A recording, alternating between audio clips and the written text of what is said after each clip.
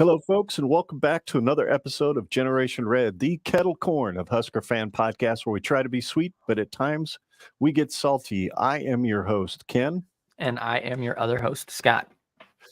And we are back after a long month of being away. Last time we did one of these, we sat down and watched the national championship game with y'all, and a lot of people watched, and that was an absolute blast. We hope we get a few viewers tonight because this is going to be a fun episode. We are on the phone with Josh Davis, former I-back for the Huskers back in, 1999 to 2003, right, Josh? Yep. Well, I can't say I didn't start there until 2003. I did kickoff return from 2001 to 2003, so I got to give props to the older guys that are in front of me: Correll Buchalter, Dan Alexander, Darren Dietrich. Mm-hmm. All those guys. Yeah, absolutely. I remember all those guys. And Tony Davis, his father is with us, who also played for the Huskers back in from 72 to 75, wasn't it, Tony? I was redshirted in 72, 73, 4, and 5. 73, 4, and 5. And if I remember right, Citrus Bowl MVP, wasn't it? Was that 75, your senior year? 70, Cotton Bowl, and 73, it was actually January 1st, 74. And then Sugar Bowl, December 31st of 74. Okay. Well, sorry, I'm terrible with biographical details. But hey, Pops is the Sugar Bowl MVP against the University of Florida Gators, and then the Cotton Bowl MVP against the University of Texas, and the all-time leading rusher in the history of Nebraska, Tom Osborne's first 1,000-yard rusher. He is a beast. No doubt about it. No doubt. Too bad I was a young whippersnapper. I was 5 years old when you started playing, Tony, so I don't remember. I appreciate you reminding me how old I am, by the way. I don't feel all that young myself these days, but I started following the Huskers in 1983. I was born and raised in Arizona, so I wasn't born a Husker. But once I started following them a little bit, which back then you had one game on a week on TV, so you really couldn't follow them on TV. I just started reading the stats in the sports section of the newspaper every week, and I couldn't believe the numbers these guys were putting up. So I kind of followed them. Watched that 84 Orange Bowl. Tom Osborne decides to go for 2 to win the game instead of kicking the tie and leaving it up to the voters to give him a national championship. And when he did that, I was a fan for life. And 5 years later, I met my wife, who moved to Arizona from Nebraska, and the rest is history. A lot of the guys in the 20s group at the church I was going to at the time thought that they had a shot at her, but I had the leg up because of my proper fandom. Yes, that's fine. Hometown bias. That's right. So we're just going to talk a little bit about, Josh, your involvement in Day by Day documentary and the producer role that you had, as well as Tony, your involvement in part 1. I really liked seeing some of the things you had to say. And to open things up, Josh, how did that come about? We've talked to Justin LaPera on a previous episode last year, and I don't really remember the genesis of how Day by Day even became a reality. Could you kind of go through the history a little bit with us? I'll high level it real quick. So Justin LaPera is a really good friend of mine, known him since 6th grade. My dad coached us through a lot of sports, basketball, but also football. And Justin and I didn't recircle back around until we started making plaques. You see those plaques behind Dad? We started making these alumni plaques for players. Oh, cool. Justin circled back around to help with that. And then he also said, look, are you going to go to the CU Nebraska game this year? I said, I'm thinking about it. He says, why don't we drive up there together? I said, great. So we kind of caught up along the way. And during the drive, he said, why haven't they done a 30 for 30 on Nebraska? And I said, I don't know. And he said, I've never seen one. And they've had a lot of stories out there, but Nebraska story is actually incredible. I'm surprised they haven't done it. And so I said, what would it take to do it? And he kind of rambled off some things that would take to do it. You got interviews and course, you need the funding, and it seemed like a large task. But just like anything else, I think we kind of jumbled it around with another partner and friend, Mark Brungart, who's also a legacy player at Nebraska. His dad, Tim, and his uncle, Paul, played there. And I think we just kind of kept talking, and we ended up getting it done. And my dad being involved in it, of course, is a no-brainer. He got more history on that place than probably anybody that's ever been there outside of, Mike Red Baron, So some of these names that that I'm telling you, know such a history on it, but my dad's got such a history, but also really, understanding that and kind of growing up underneath him. And that's the only reason I went to the University of Nebraska. So I think it was the best story that was never told. And so we were fortunate enough, and I think it was just something that was great that we could come together and be able to get it done. For most people, I think it would probably be a crazy task. We just like anything else, we ended up getting it done. I'm happy we did it for Coach Osborne and the teams. Yeah, it was extremely compelling stuff. First of all, Scott and I spent many years as he was growing up watching old VHS tapes of 94 team and the 95 team and things like that. And that was his viewpoint on how things looked back then. But to actually sit down and watch the first part in a theater, we went to the Rococo Theater the night after it premiered, the Saturday night after it appeared, with another Husker podcaster. And we just sat and just were mesmerized by part one. And Scott, later the next day, we did kind of a review of it on a podcast, special podcast that we did. And he was like, I didn't understand the context, but now I do. So Tony, how much did Josh lean on you to produce this documentary? How deeply were you involved besides the time that you spent on the camera? Well, I will tell you that not much. The reason I didn't have to do not much is because Josh worked his butt off. He's a little holding back a little bit about how much he was involved in this, but I helped him line up interviews with people, with players. I also was kind of the go-between between Coach Osborne and Josh and the producers. Mm-hmm. I'll tell you a story about that. At one point in time, Coach Osborne called me up and he said, we're talking about, you're using the term edge players about these guys in kind of a negative context. And I said to him, Coach, do you know what an edge player is? He says, well, it kind of sounds like he's on the edge. I said, well, he kind of is.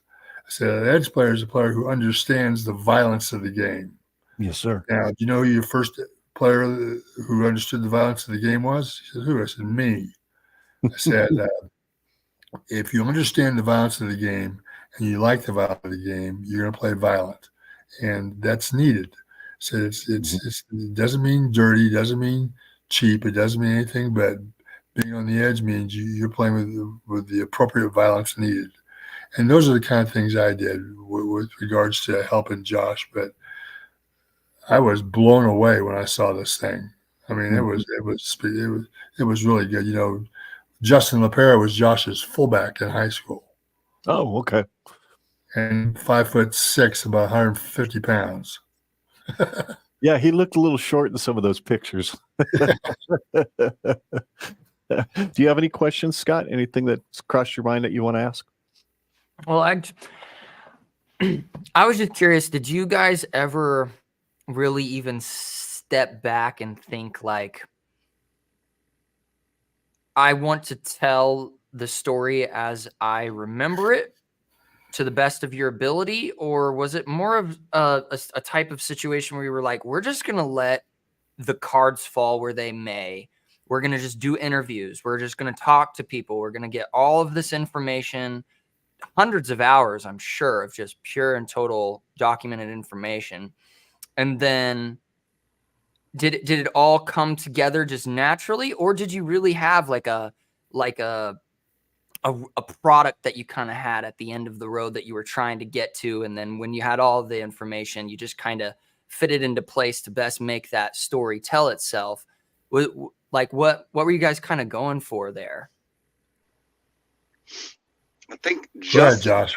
Justin actually had an idea from what he knew from the story of how he wanted to tailor it. But he also said, look, as we do the interviews, there's going to be these hidden gems that we're going to find, and we're going to dig deeper. And I think that's where some of these stories came out, outside of most people knowing what had happened through the years with Nebraska. But, you know, you got historians like my dad that talked on there that could talk us through a lot of things. There's the players that were a part of it. We had a lot of players. We did 55 interviews. And so if you look at some of these documentaries that are out there now, even the Netflix, I think they had the Johnny Manziel and they had the Florida Gators with Tim Tebow. And they had like 6 interviews each. We did 55. So we were really thorough. And Coach Osborne was really open. And so were a lot of the players and other coaches that actually interviewed. But we were really, I think because we had those people that were going to be so open about it and tell all the stories, and we were willing to get as many people as we could, we made it as well-rounded as we could. But we found some hidden gems within that.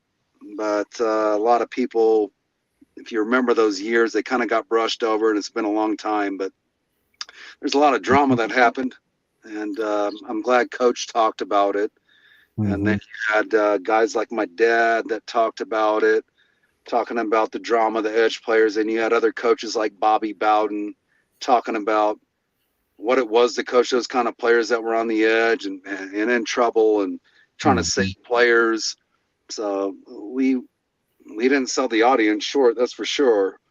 It wasn't a fluff piece. I think you guys that watched it know we weren't trying to fluff anything or gloss anything over. We wanted to be real authentic. You know what? That was kind of you led me right to the next thing I wanted to mention, and the fact that part 2, I've seen it now probably 4 times, and Scott and I just watched it together last night. It was his first time seeing it, and our major takeaway was 95 season was tough.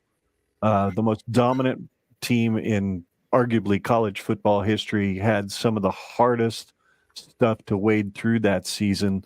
And what I appreciated and what I took away from how you guys presented it, Josh, was the fact that you presented what happened in 1995. You presented the Lawrence Phillips story from the perspective of everybody surrounding the story. And you did it in such a way where you didn't lead the viewer to a conclusion. You let the viewer make their own conclusion when it was all. You know what the people against domestic violence, their opinion. You knew the opinion of CBS News and everybody else that seemed to be on the warpath, if you will. And then you also knew the side from the players and the coaches. And I just appreciated the way you told the story, that you just let the facts and what people said speak for itself and not lead the viewer to come up with any kind of conclusion that you wanted them to have. So thank you for that. I really appreciated that, because holy crap, I forgot how much crap went down in 1995, you know? So well, I think, you know, to your point, we had a lot of discussions with the players before we talked to them. And there are certain players and they have families now. You don't want to embarrass people, you know?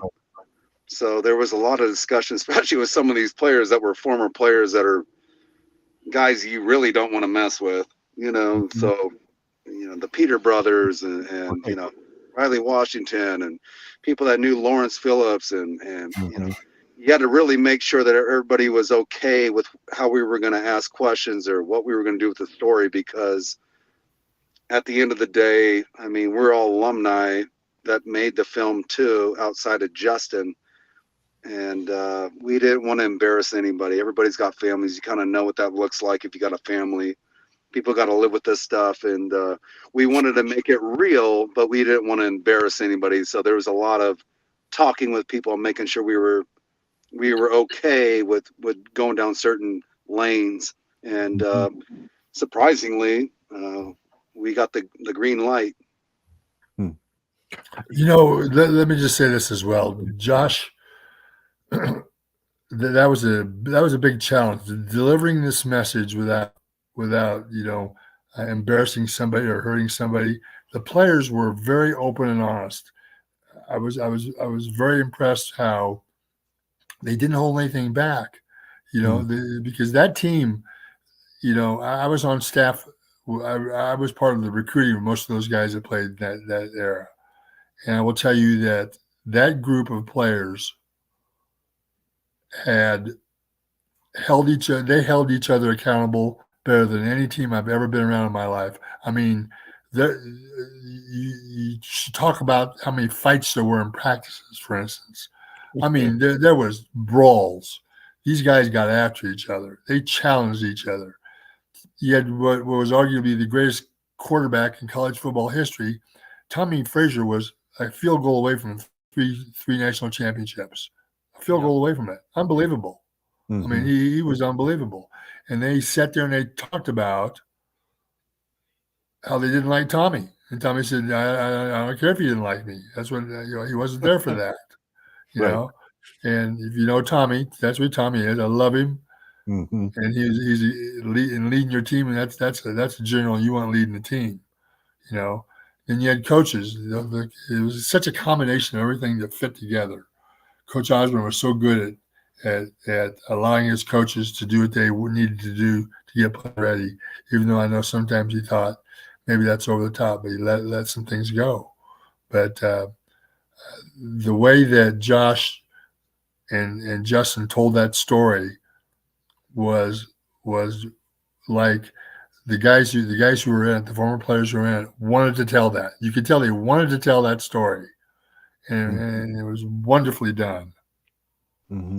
Well, I also want to make sure that, and my dad is right. I think Mark Brungart, myself, and Justin really had a big impact on how the story was told. But you also had, I can tell you, I mean, we had investors that, and they're okay if we talk about their name, but the Trey Middies, the Brent O'Mara's, the Brian Dietrichson, that were actually, they didn't even, they got to a certain point where they would spend as much money as it took to make sure that the story was good. So these guys need just as much credit, because if they're not funding it, then there is no film. So your Trey Middies, your Brent O'Mara, your Brian Dietrichson, that actually gave us the funds to do this, and probably overpaid to make sure we could tell it in the best way possible and rework things and so forth. These guys actually need just about as much credit, and they don't get it. And so I want to make sure that their names are recognized. Trey Middy owns Omaha Truck Center. Brent O'Mara owns Feltz Wealth Plan. Brian Dietrichson's a savant in the real estate business. But these guys need to be recognized too, because as you guys know, without funding, maybe you don't have your radio show, and of course we don't have a film. Yeah. Well, to add on to what Josh said, without Mark Brumgart and Trey Middy and these three guys, there is no film. Mark was very important in the raising of money for this thing, and he's a brilliant man. Anything else, Scott? You got anything on your mind? Well, I'm just trying to comprehend all the logistics and all of the correspondence and everything that had to go about in order for this to happen. The blood, sweat, and tears, the efforts, I'm sure there were many, many headaches. Like, was there a moment, without naming any names, was there a moment in the production of these films that you were like, I don't know if this is going to happen because this one situation is really a pain in my ass right now? Was there any of those moments? I think it was going to happen no matter what, because we would just, when we got into it from the beginning, and I think most people don't understand this, but the pressure after we started talking to Coach Osborne, doing the interviews, and the players to deliver something that could be great, Hmm. as opposed to also you deliver something that's trash. Yeah, you're not going to hear it till the rest of your life, right? Right. You deliver something that's great, and the pressure to do that it's actually Immense. as much pressure as it is going out there and playing on the field. Then you got all these guys that names are on the line. I can tell you, everybody that was a part of the film, they're great players. They all contributed.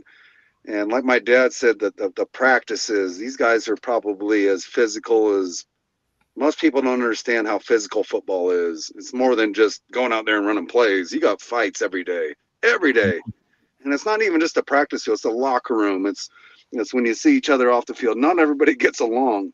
And so just like that, our production film crew was probably the same. We didn't get along with each other all the time, but we talked about this film every day and how we wanted it to materialize and how it was going to distribute, what it was going to look like, and how we were going to edit it. So we had internal fighting that was going on too. So there was a lot of pressure in a lot of different ways.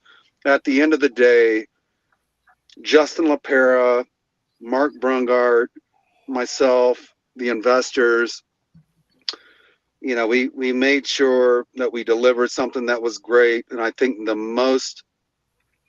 our importance was making sure it was done while Coach Osborne was still around, because, you promise somebody something. And I think all of us were these kind of people. You tell somebody you're going to do it, you do it. And my dad always told me to do that growing up. You tell somebody you're going to do something, you do it. Right. You keep your word. So that's part of the biggest pressure that was on it. We wanted to deliver something. We wanted to make it great. And the pressure of making sure it was good was, this thing is in perpetuity, right? Mhm. So how's it going? You guys absolutely nailed it. The first episode, I was blown away. And as sequels tend to be, there's a lot of pressure to put up a part 2 of anything that can deliver the same amount of oomph and the same amount of gumption. And you guys absolutely nailed it out of the park, because me, as a completely non-existent person during everything that went down, I was 3 years old in 1997. And so I'm a completely uninformed, like, of course, my dad described, yes, I watched VHS videos. I did my best to educate myself throughout Wikipedia, whatever good that can be at times. And just kind of did my best to kind of shuffle my way through getting the history of this team that I love and would bleed and die for. I mean, seeing it in color and seeing it as it was like unlocking a part of my life that I never had the privilege of having. And so being able to live vicariously through these people's experiences and through your production quality and everything that you put through is just, it's priceless. And so was there a moment when you were creating this that you were like, damn, I hope that there's a younger generation who can watch this and fully comprehend why dad loses his mind or grandpa loses his mind and is like, why can't we just go back to the I formation? And why can't we just do, like the struggle between the generations? Was there a moment where you go, man, I hope I make some new Husker fans out of some grandchildren or some children of some great generations? Great Did question. you ever think about people like me, Yeah, we actually really did. I'm going to take it piece by piece, because I think as a young kid growing up, being a Husker fan, just like you said, you got kind of given the history of Nebraska. I lived it. Me and my brothers and sisters used to run up and down the stairs and watch all the games. Nebraska was like the greatest show on turf. I don't care what anybody said. They were unbelievable. And then Coach Osborne was such an iconic figure. I think from going from a young kid to even playing there, which was a lot of pressure because my dad was so great, and having to fill those shoes too, the pressure of that. And then all of a sudden, 15, 20 years later, you got more pressure because you're telling a story of a program that you grew up on, and you want to make sure for guys like you that were younger that know really nothing about the program because maybe you saw some downtrodden years. Now we're going to give you a history lesson, right? And so how do we do that in the best way that we can? How do we show it so it's modern and so you're interested in it, but also so it does Coach Osborne justice, the players that played there justice, my dad justice.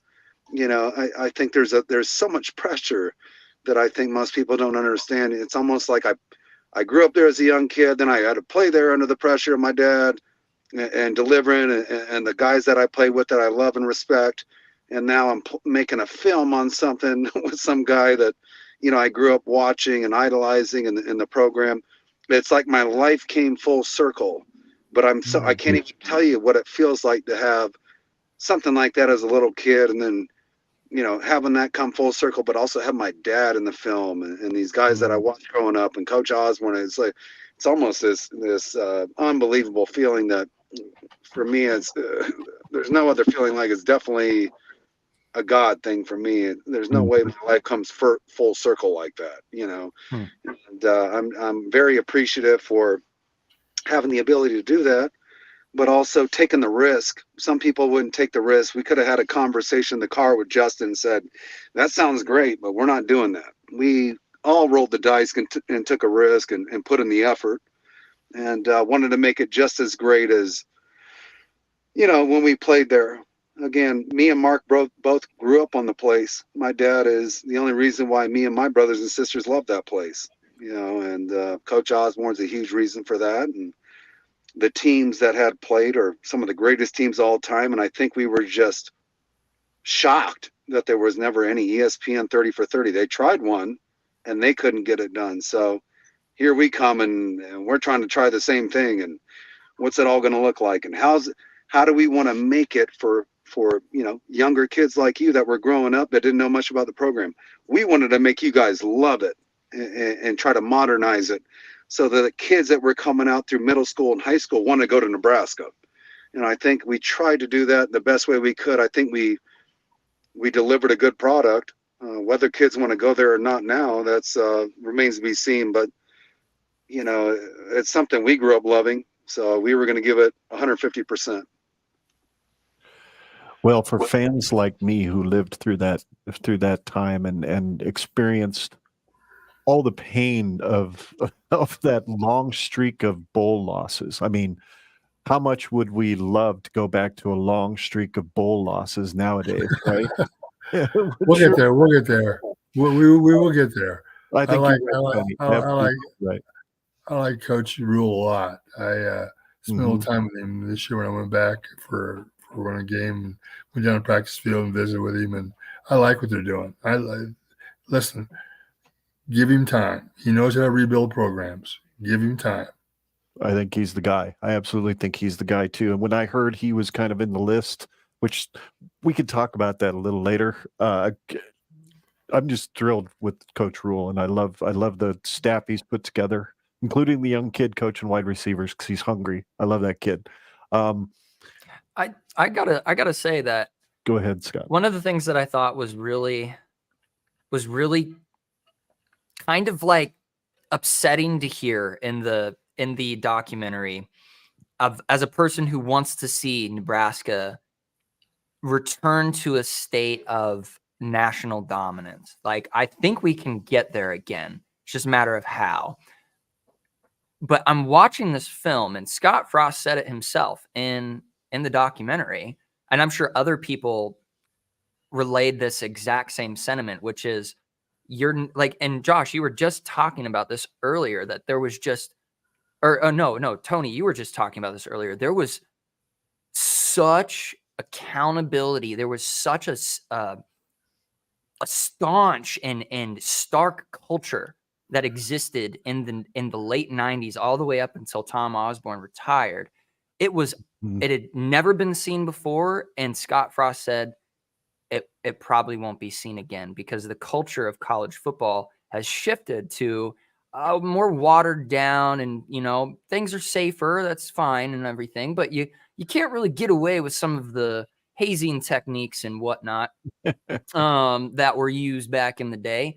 And I just have to ask one more question. This is my final question in regards to that. I'd asked Justin LaPera this last year, and he gave us a meaty tidbit. He did without naming names and whatnot.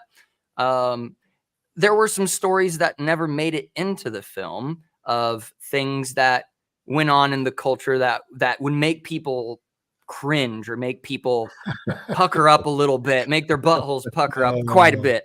Is there, without naming any names, is there a story that you witnessed throughout these interviews that didn't necessarily make the final cut? Maybe it was implied. Maybe it was this. Maybe it was that. Is there a story that really stood out to you? Because I mean, you played Husker football. Dad, you played Husker football. You know, like you guys had seen some things, but there's some things that might have surprised you, and you go, really? You guys did that?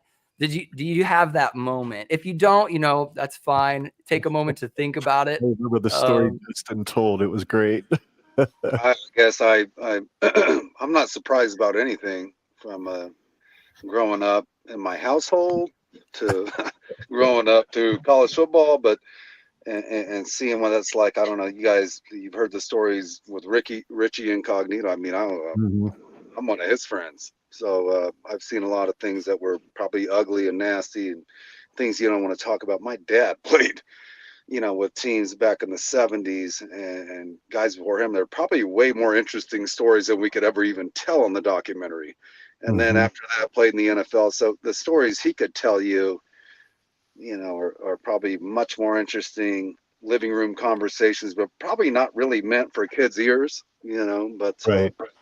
I think there's a lot of angles and some stories about Nebraska football that we all know about, but haven't been documented, so to speak. That being Coach Devaney's 2 championships, 70, 71, the first championships we had, how that all came about. And that's a very interesting story. Coach Osborne was an assistant who came to him and after 2 6-4 seasons, and they're calling for Coach Devaney's head, and they give him another year. And Coach Osborne goes to coach and says, I got an offense I think I want to run. We can do it. So he sits down with Coach Devaney, Coach Osborne, Coach Devaney sits down and talk. When they're done, Coach Devaney says, what do you need? He says, I need these kind of offensive linemen. There's the movement to the I formation. That's what it was about. How they transformed Nebraska running kind of a single wing to the I formation. And then they ended up going down in 69 to the Sun Bowl.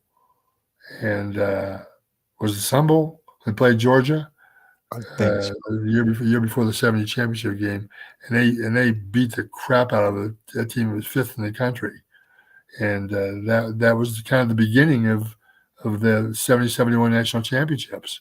And it was Coach Osborne going in to Coach Devaney saying, you know, I think there's an offense that'll help, and very interesting how that worked out. But there, you were talking about, there are so many stories, so many inside stories. There are legendary crazy people. Some people would say I may be among those crazy people. But stories of great players who never made it. Stories of, you know, and this is probably the same with every major Division I football power there is the history of how you get to that championship game. You know, we've been asked to look into some other things. I know Josh is looking at some other things with regards to another documentary, but cool. That's, you know, to say that are there stories? Oh, good Lord, you know, you sit down with some folks talking that played the game. You'll hear story after story after story. Josh has sat down with me with my old friends and old teammates, and just kind of shakes his head after he leaves. You know, and you say the game is different. Scott, you're right. The game is different. The game is they want to protect the players, and in doing so, I think they've kind of were bordering on the edge of affecting the game in a way that I don't like. Yeah. You know, I like I say, I like the violence of the game. I like being able to hit people. You know, they want to protect the quarterbacks. They want to protect kids from getting, hit in the head. I understand all those things, but I don't know how you can play this game.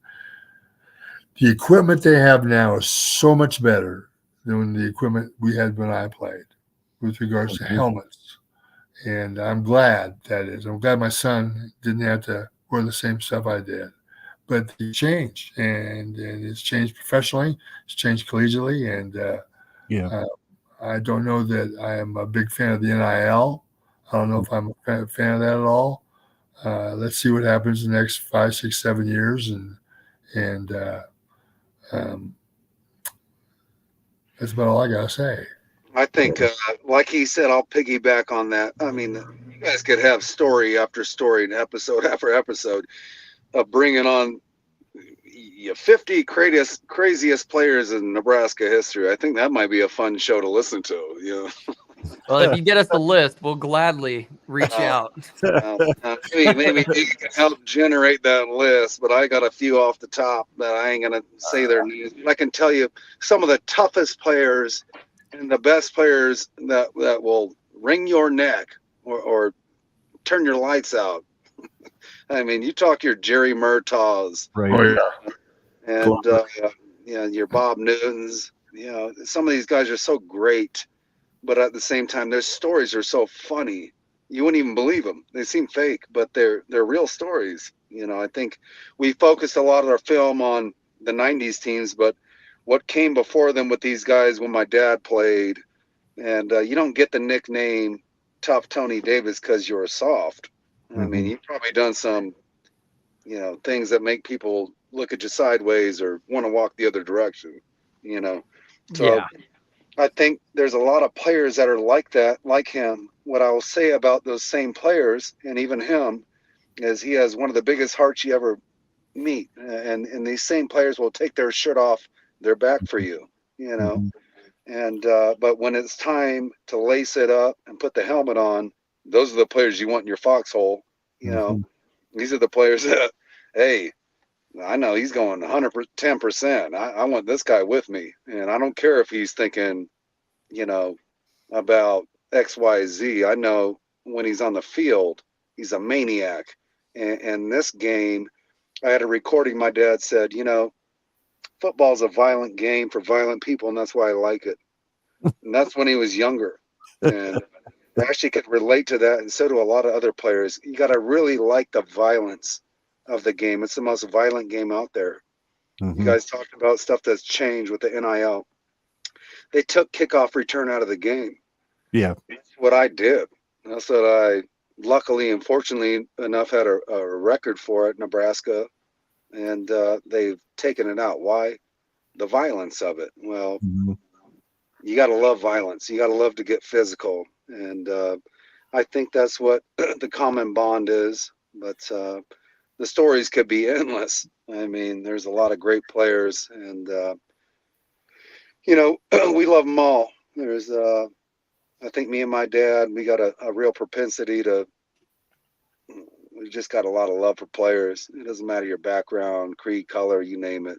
I think Coach Osborne had the same thing, which is why the film had such an impact, why players respect him so much. And I guess at the end of the day, that's what it's about. You may not know this, Scott and Ken. You guys both may not know this, but Josh is the leading kickoff returning yardage in Husker history. And it probably will never be broken because they changed the rule. Okay. Right. There's very, very few kickoffs ever run out anymore. But he has the most yardage in Nebraska football history. So I'm kind of proud of that. Yep. 2,200 yards.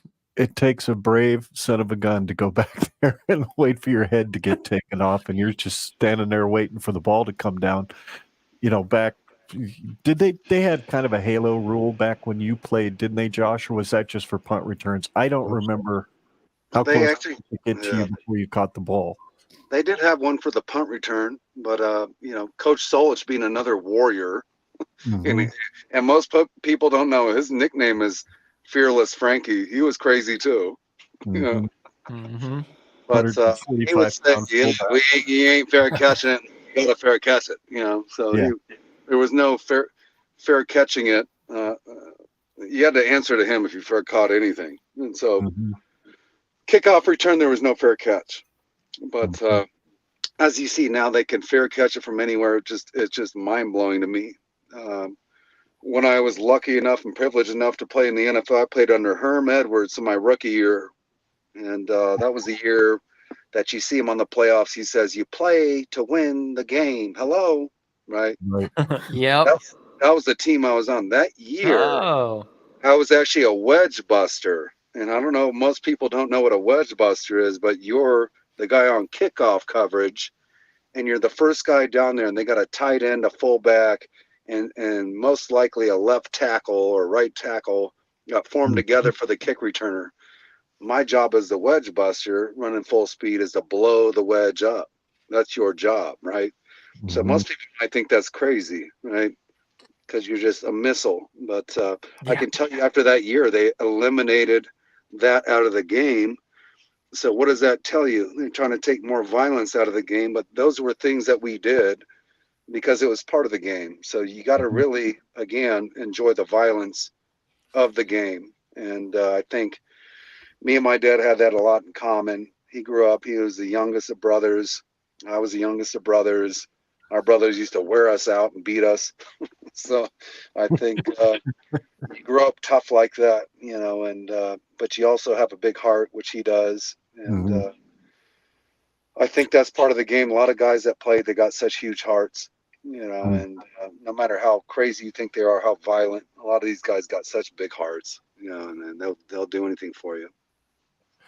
Yeah, we've had a couple of players here in the studio with us in the last year. We had, I think you probably played with them, Josh. We had Willie Miller in here. Big Told, Will.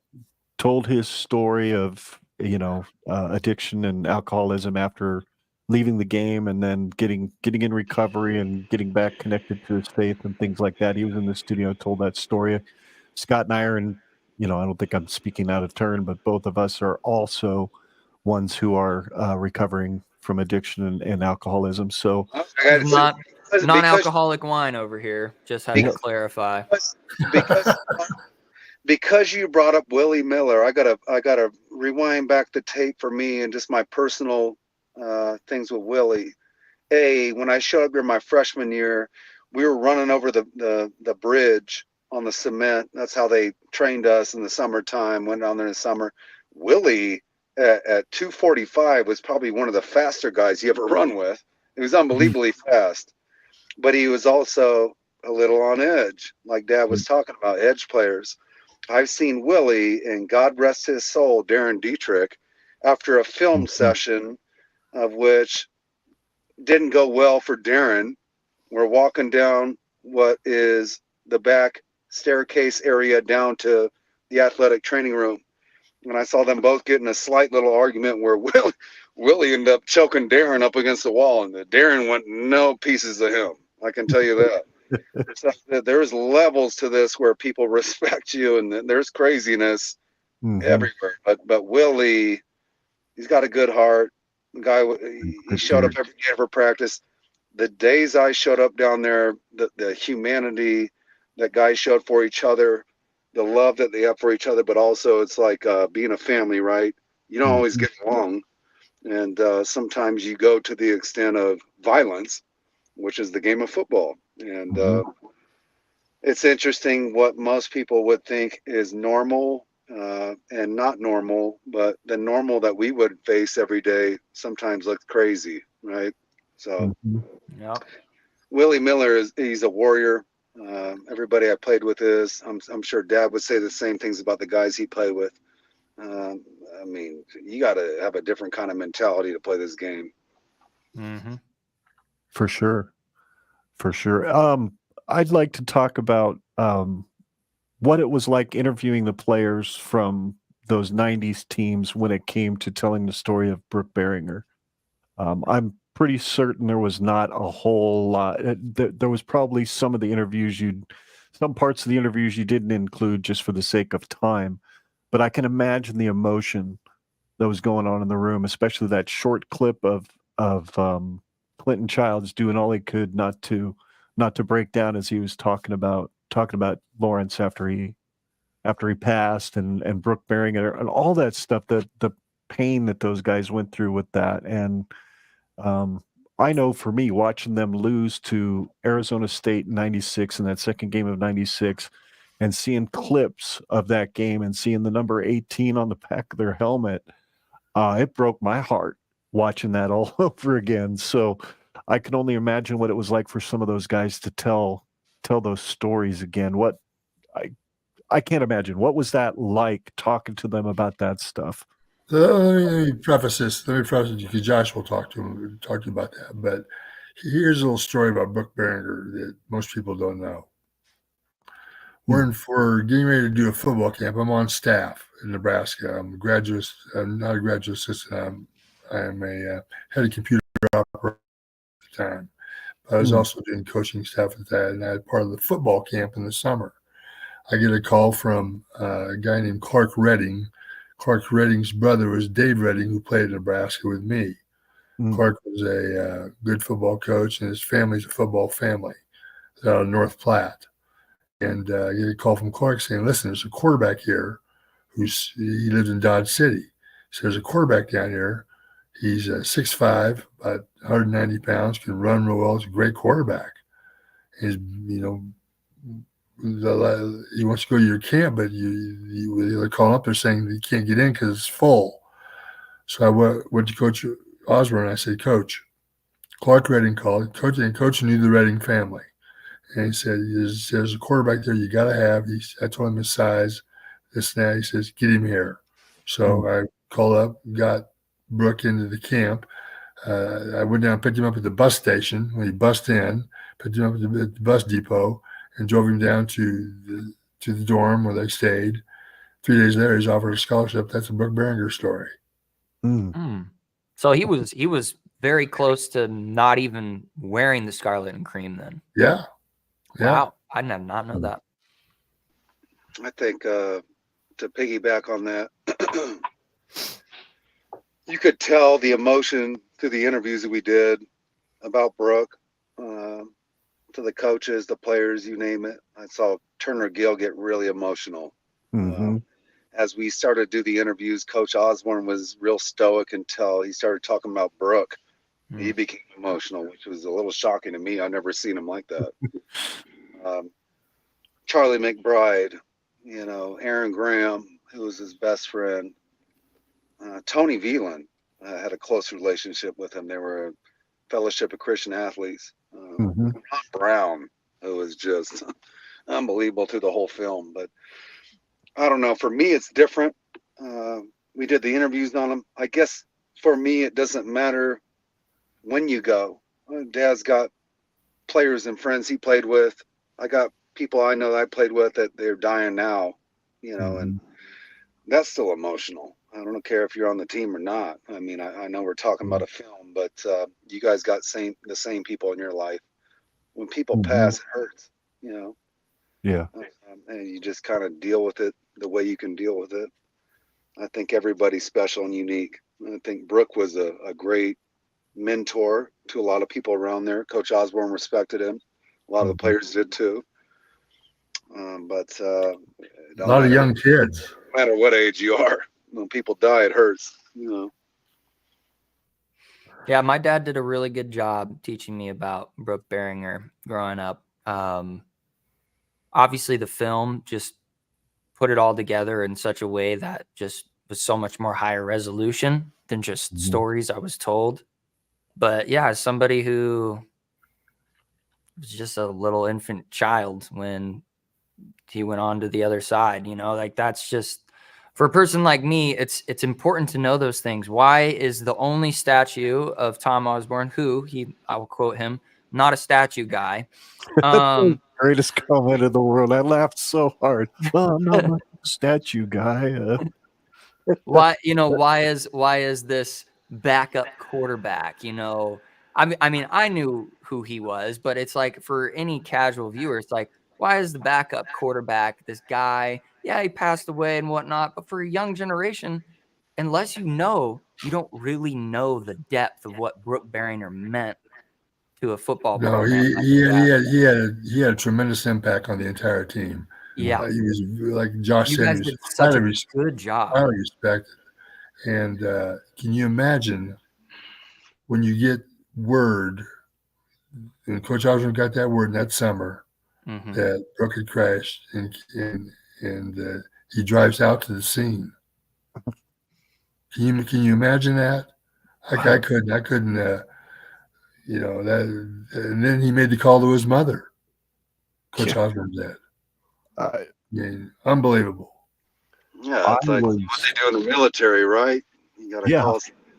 I mean, I couldn't imagine, like Dad said, somebody dies, but then you got to call the mother of the children. And if you have children, you could imagine how that impacted him and what that conversation must have been like. Yeah. I'm sure it was crazy for him. I'm sure it was shocking and all the things, but Coach Osborne and my dad will say this, and maybe you guys know this. I don't even think there's enough words to talk about what a great man he is. This guy will do anything for you, and he's humble. He'll answer texts, calls, you name. He's not above anything. I've met a lot of guys that are pretty in high regard, and they don't answer texts. They don't answer calls. He's not one of them. He'll do anything for you. But he'll also take on the responsibility of those tough calls. And that's what makes him great. He's just unique for sure. But that definitely had an impact on anybody. It's no different. I'm sure you guys, if a lot of people I know growing up, they had a death in the family, how that impacted your family. Well, the football team's a family, right? And Brooke was such a high regarded figure. And the more I look at him in the film, the more I watch it over and over, he almost looks like Superman. He does. He does. He looks like Clark Kent. That's a good. I'm glad you brought that up, because I'm sitting there looking at him like, why does this man look so familiar other than just Husker familiarity? Hey, watch. There you go. You nailed it. Superman. And from you growing up, how you did the Marvel comics, he is Ken Clark. He is Superman. He almost looks like this perfect specimen that did everything right and said all the right things and bowed down when he needed to bow down and competed when he needed to compete and did everything for his teammates. And you don't hear anybody say anything negative about Brooke Berringer, all the way down to his sister and his mother. You feel for him. But what a great guy. And I think that's why he had such an impact. And Dad's played with a lot of guys that had a lot of impact through the years. And he could probably go on for years about guys in the 60s and the 70s that were probably Brooke-esque. Osborne probably could too. I think because there was national championships won, that's what magnifies it. But there's a lot of guys you meet through the years that are like Brooke, that are, oh my gosh, this guy is just so next level. Probably like you guys have to your life. There's so many guys that are, they're just different. Yeah, I remember when I heard the news. I was in a bowling league. Sounds really trivial, but I remember hearing the news before I went to go bowl that night. And bowling alleys are noisy, and people are drinking and having a good time and laughing, and you can't hardly hear yourself think in a good bowling alley. That night, basically all you heard was the ball hitting the lane and I'll bet. It was dead quiet in there for most of the night, except for about halfway through, everybody raised a beer. They came over the intercom and said some stuff about Brooke, and we all raised a beer. And I still choke up because I remember that moment like it was yesterday. And my dad, growing up in Arizona, my dad was never a sports fan. I don't know why I became such a huge sports nut, but I did. Probably because my mom loved college football, and Penn State specifically, because she's from Pennsylvania. But he couldn't understand why the Brooke Berringer thing was such a big deal to me. He's like, you've got this problem. I don't know why you just can't let go of this.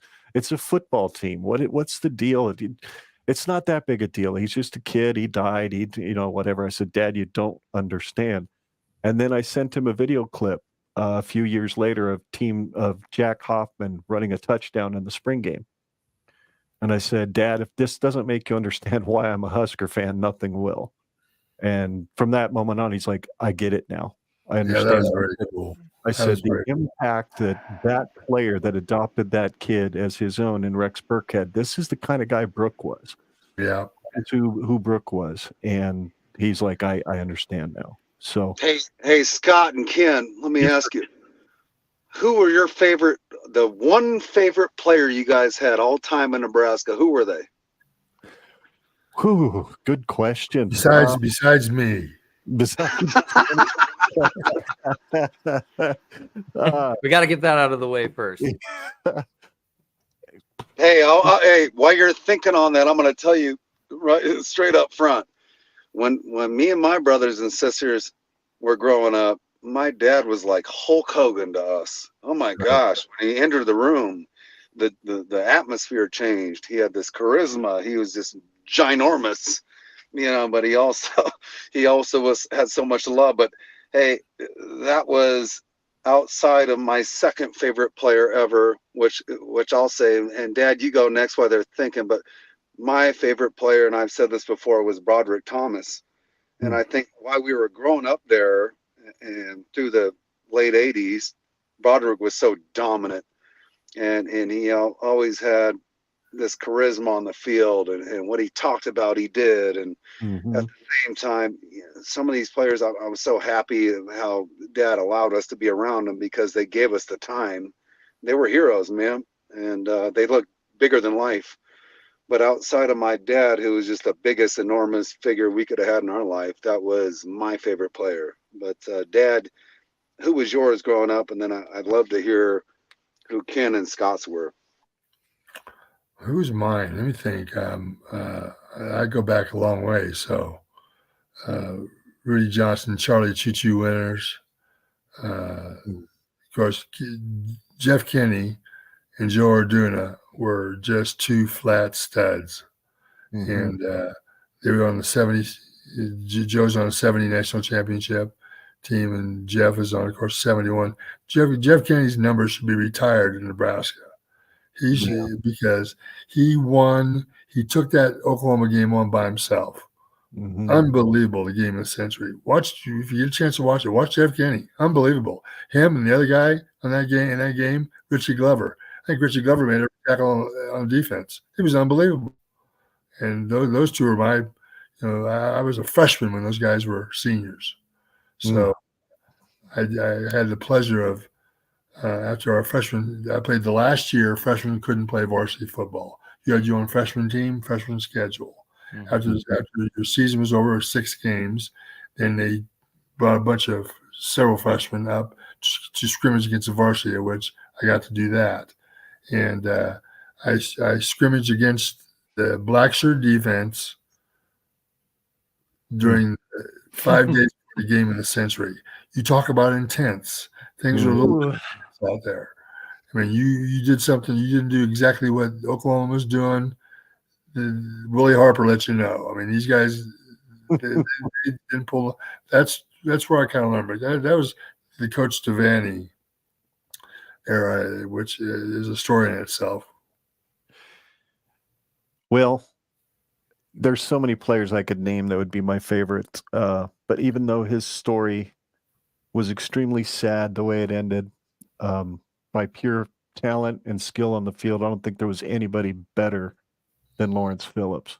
From talent, the dude could juke you out of your shoes or he could run your ass over. It didn't matter to him. If you were in his way, he was going to run you over or make you look stupid. And then he was faster than everybody else on the field. The guy was just unbelievable. Probably my favorite player. And then from the same era, if I was looking on the other side of the ball, it would definitely be Grant Wistrom. Just from the effort he gave on special teams in his freshman year in '94. Half the time, he's the first guy down there hitting somebody on a punt, a defensive end, or a linebacker. You know, the guy was just Great relentless. player. Grant was a great player. Relentless. So those are, you know, LP and Grant Wistrom are kind of neck and neck for me. I mean, Murtaugh was one of my favorite players too. Mm. Have Mm-hmm. you ever had an interview with Murtaugh? No, you Yeah, you need to have Murtaugh on here and Okay. tell him to tell some We're stories. small time, man. We'll just try. produce We could try. podcasts, but we certainly wouldn't mind having him on. Absolutely. Mert's character. Mert was a great player, great linebacker. Okay, go ahead, Scott. I mean, in my era, really, I mean, we had some really good running backs with Rex Burkhead and Amir Abdullah. You can just go. We had some really, really good running backs from basically from when I can remember all the way up until coaching changes happened after Bo. But I mean, there's just one player that just completely captivated my entire childhood experience, which would have been Ndamukong Suh. I mean, I knew he was something special at the time, but hindsight's always 2020. I really did not know what I was witnessing at that time. Because it was just, I mean, we've seen some things, players like him before, and we've definitely, you know, like, what is it, Jadeveon Clowney or whoever it was at South Carolina. He had some stoutness to him, just like Suh did, but Suh was really just a step above everybody else, and it was a damn Heisman snub. He was the best college football player that year, hands down. And it's a shame that he finished in 4th place, but that was definitely the most fun I've ever had in my entire Husker experience. Dad, you'd agree with you. Sandman was that. You know, Broderick was that. That's what Broderick was. Broderick was like that. I was going to say, yeah. I watched the game of the century on Big Ten Network before we played Oklahoma. The year we played in Oklahoma, so 2 years ago or whatever it was, 3. I don't remember. So yeah, 3 years ago. And I was just astounded at how quickly that defensive line was getting into the backfield every time. I was like, oh damn! So this is the Donald Glover that I've always heard about in this. Okay, yeah, in color. This is great. He would split blocks like nobody's business. I loved watching that game. Rich Glover was great. Donald Glover. I said Donald Glover. That's funny. Said Donald. That's all right. Movie star. That's all right. We got a question here, guys. Josh and Tony from No Block, No Rock podcast. Can we expect any physical releases of the day-by-day documentary? Is it just going to be available on streaming? It's coming out. There's I shouldn't be giving all this away. Maybe I'll get in trouble here. You know, what I say. Well, if you can say. There's going to be a 2-part getting released DVD. I guess if you're looking physical, it's coming. Cool. Yep, it'll be around spring game. There's going to be some marketing leading up to it. But again, I'm going to take my hat off to Trey Mitty, Brent O'Mara, Brian Dietrichson, who have actually made this possible for the public. And without them, again, the film never gets released because without the funding, as you guys know, for anything, you got no radio show. And we have no film. So these guys really stepped up to the bat. They're huge Husker fans. They love Nebraska as much as we're talking about it. These guys should really be interviewed on the show, but they're the ones that made it possible. But yep, it's coming out in a 2-part DVD here soon. Excellent. Awesome. That is good news for sure. Because I mean, I own it. I bought it on Apple TV, so I don't have to worry about the DVD. But for those of us stuck in the 90s or the early 2000s, DVD is probably a cool thing. Real quick, guys, if you don't mind, just a couple more minutes. What is your outlook on the 2024 season? Vegas has got Nebraska It's 7.5 wins, I think was the last I saw. Was the over-under was set at 7.5. So what do you guys think, Josh? Start with you. I don't know. I mean, it's tough because the conference got tougher, right? You got UCLA, USC, Oregon, and Washington coming. They're all great teams. I think, like we talked about, Coach Rule's a good coach. I think if Dominic Rayola's son is going to be the starting quarterback, really got a lot of respect for Dominic and his family. I'm sure he's a great quarterback, but there's so many revolving parts, as you guys know, that make a team good. 7 wins. I mean, I'm hoping we get to a bowl game, so I'm thinking at least 6 or 7, and I guess I'll just leave it at that. And Dad, you can give your take. First of all, I'm glad.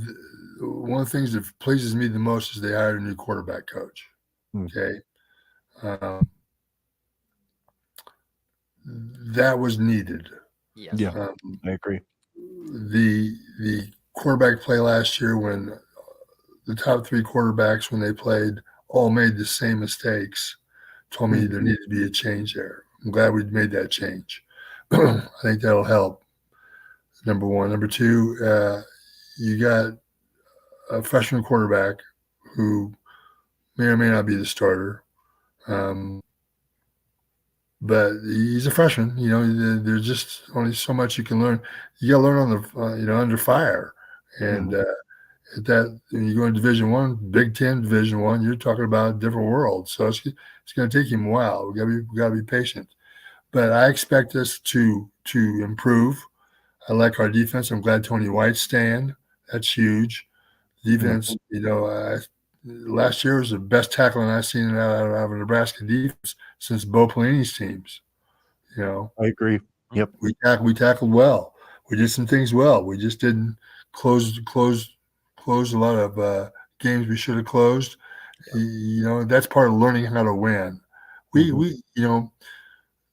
I played where we only lost 4 games in 3 years when I played, and there were 3 years were Oklahoma and one was Arizona State. We got beat, but we didn't lose very many games.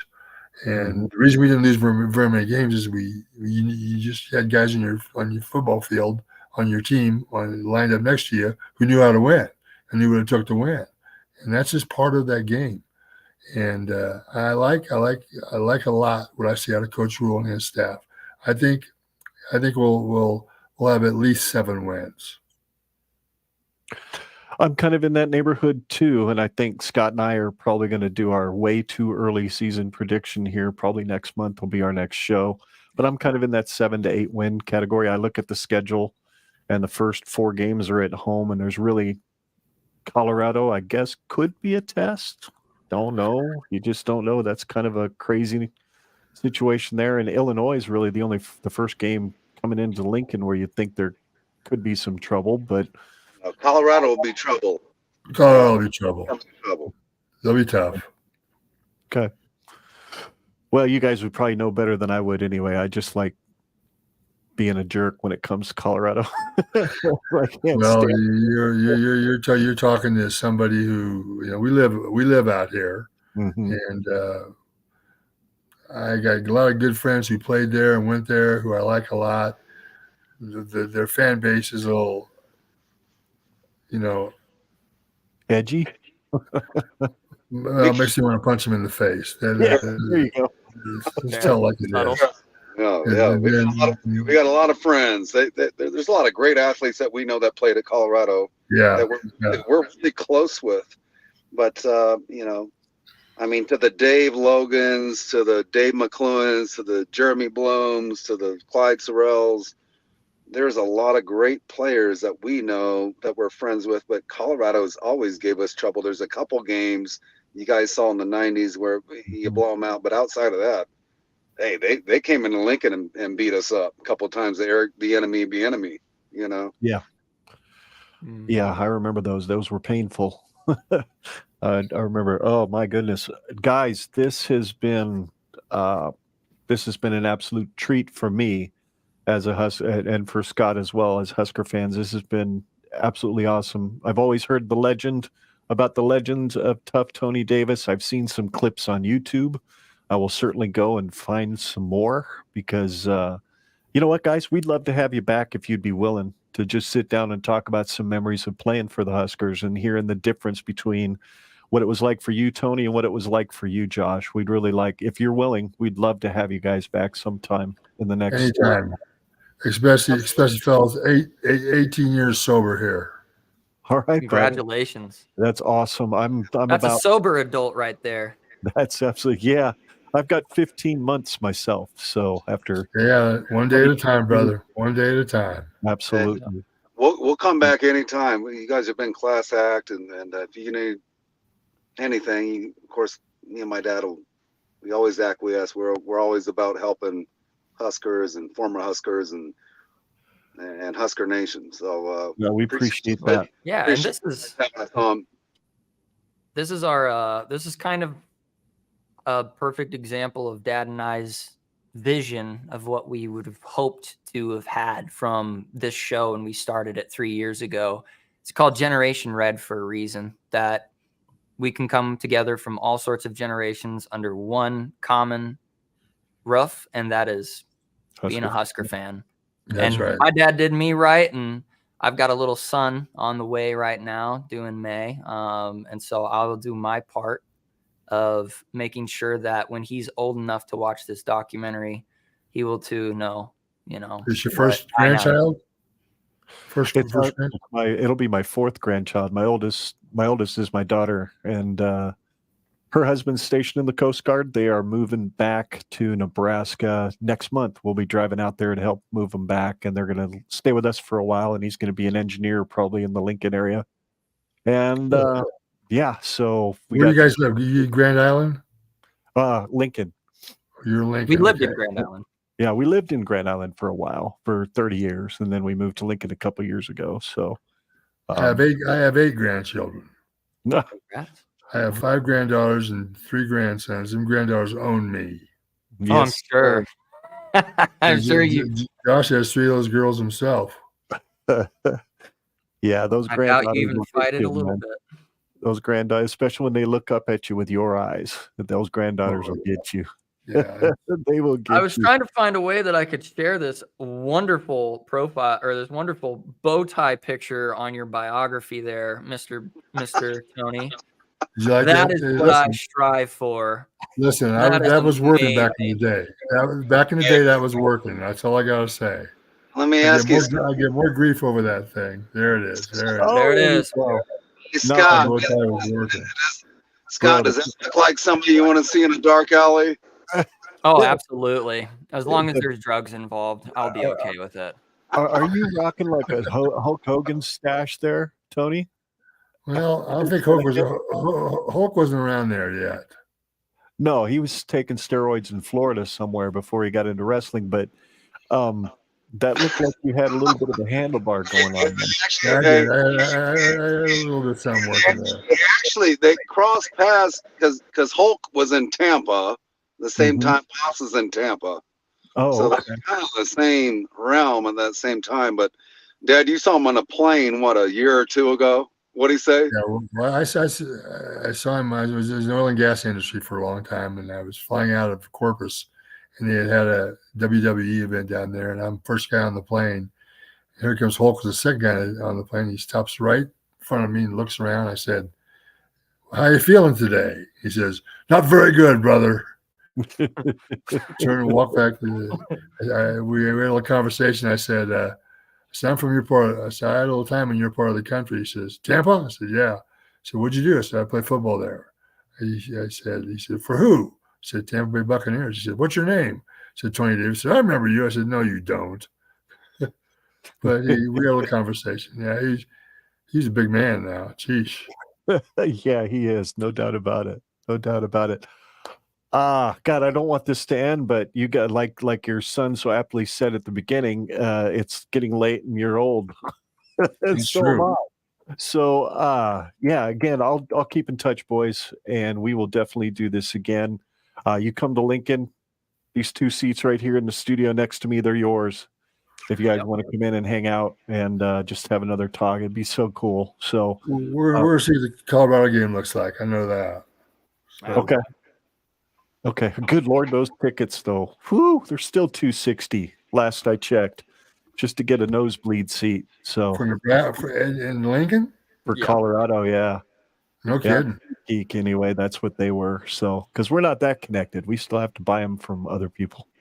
So We'll get there. someday I'm going to get season tickets once they get Listen, that. I can't sit in the stands and watch a game. I can't do it. Oh, really? I'm not in the box. If I'm not in the box, I'm down at the cigar bar having a cigar watching it. There you go. Which That's cigar the way to bar? do it. I'll join you. The one down Banderas one down. What's the name of it? Jake's? The Cigars. Is it Jake's Cigars? Not Jake's. There's the one down in Haymarket area. Oh, down in the Haymarket. It's just called the cigar bar. Yes. Isn't it? It's called Cigars with a Z. Yep. Yeah. Okay. Yeah, Well, Cigars Lounge. Yep. I know That what you're sounds talking like a about. plan for Colorado. I'll do that with you. Cool. Oh, we Okay. love smoking cigars. Oh, yeah. I'm all about it. All Josh, about Josh did once in a while too. Yeah, we had a good time there. No, appreciate you guys having us on. Thank you guys.